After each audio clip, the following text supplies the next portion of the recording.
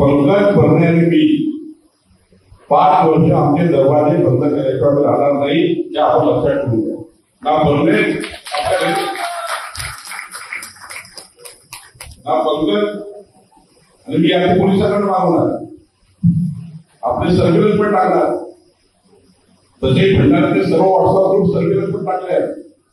कोण काय होतं कोणत्या व्हॉट्सअप, तुम्हाला काय वाटतं तुमच्या व्हॉट्सअप ग्रुप सर्व्हिलन्स नाही, कोण काय व्यक्त होतं आम्हाला माहिती नाही.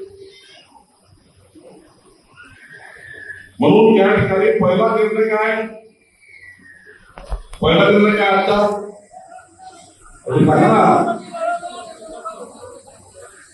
भारतीय जनता पार्टी बावनकुळे यांच्यावर गुन्हा दाखल करून इंडियन टेलिग्राफ ऍक्ट नुसार त्यांच्यावर गुन्हा दाखल करून त्यांना तात्काळ अटक करून चौकशी केली पाहिजे.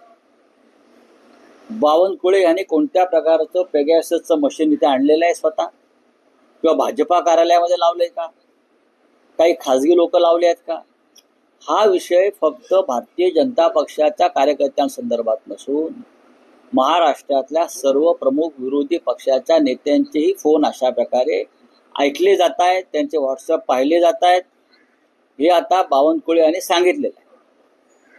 बावनकुळे आणि त्यांची टीम भाजपची, रवींद्र चव्हाण, मुंबईतले काही बिल्डर्स, भाजप बरोबर असलेले, नागपुरातल्या काही यंत्रणा, या एकत्र येऊन त्याने एक वॉर रूम उघडलेलं त्यांचं खाजगी, आणि त्या माध्यमातून भारतीय जनता पक्षाचे शिंदे मिंदे गटाचे सुद्धा लोक त्याच्या सर्व्हिलन्स खाली आहेत.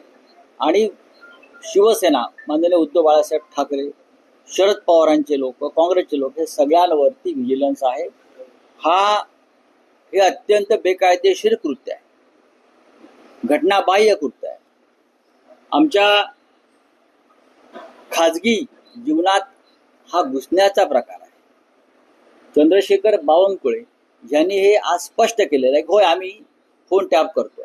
याआधी आमचं सरकार येत असताना 2019 साली हे प्रकार उघड झाले, सरकारने गुन्हे दाखल केले. त्याचे सूत्रधार देवेंद्र फडणवीस आणि राज्याच्या तेव्हाच्या पोलीस महासंचालक होत्या, गुन्हे दाखल झाले. हा अटकेचा आणि कठोर शिक्षा देण्याचा हा गुन्हा आहे. म्हणून तर त्यांना सारखी भीती वाटत होती, मला पकडलं जाईल, मला पकडलं जाईल. ते जे बोलतात ना की मला अटक केली जाईल, मला अटक केली जाईल. आता हा जर गुन्हा गंभीर आहे असं जर देवेंद्र फडणवीस गृहमंत्र्यांना वाटत असेल तर त्यांनी चंद्रशेखर बावनकुळेंना तात्काळ बरखास्त करून गुन्हा दाखल करून त्यांना अटक केली पाहिजे. विरोधी पक्षाचे, स्वतःच्या कार्यकर्त्यांचे, सहकारी पक्षांच्या लोकांचे फोन टॅप करणं अशा प्रकारे हा कायदेशीर गुन्हा आहे आणि त्यासाठी कायद्यामध्ये कठोर तरतूद आमच्या घटनेनं केलेली आहे.